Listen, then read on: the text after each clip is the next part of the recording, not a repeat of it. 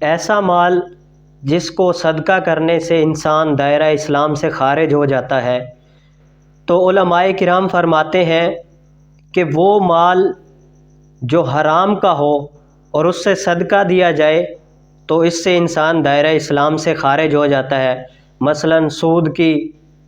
زکوٰۃ کی، رشوت کی، غریبوں کا مال غصب کیا ہوا، لوگوں سے چھینا ہوا مال، اپنی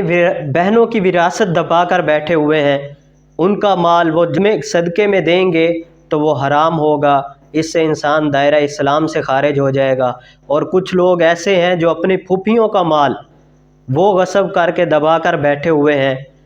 تو ان کا دیا ہوا مال حرام جو ہے وہ صدقہ اس سے نہیں ہوگا، اور صدقہ اگر دے گا تو وہ دائرہ اسلام سے خارج ہو جائے گا۔